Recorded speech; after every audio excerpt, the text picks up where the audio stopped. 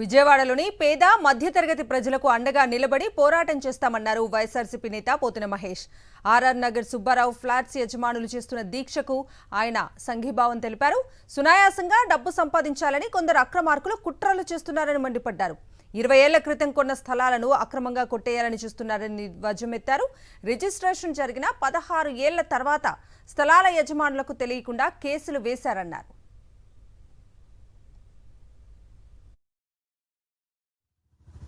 ఏదో తాత్కాలికంగా మీకేదో ఊరట వచ్చిందని ఎగిరెగిరి పడతా ఉన్నారేమో. దీన్ని ఎలా అడ్డుకోవాలో, ఎలా న్యాయం చేయాలో, ఈ పేద సామాన్య మధ్య తరగతి ప్రజల తరపున ఎలా అండగా నిలవాలో మేము కూడా ఖచ్చితంగా అవన్నీ కూడా ఆలోచన చేస్తాం. కొంతమంది రౌడీల్ని గూండాల్ని తీసుకొచ్చి గూండాయిజం చేస్తే ఊరుకునే పని లేదు. ధీటుగా మీరు కూడా సమాధానం చెప్పండి. మేము కూడా అందుబాటులో ఉంటాం.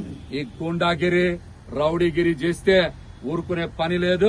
ఏ పార్టీ మారినా మీరే ఉండి, మీరే మాయ చేసి, మీరే డబ్బులు కొట్టేసి, మీరే మాయ చేసి, మీరే బాగుపడాలంటే ఒక్కొక్కటి సంగతి చూస్తాం. టైం ఇవాళ మీకు కలిసి రావచ్చేమో 4 రోజులు. తప్పనిసరిగా దీని మీద నిలబడతాం.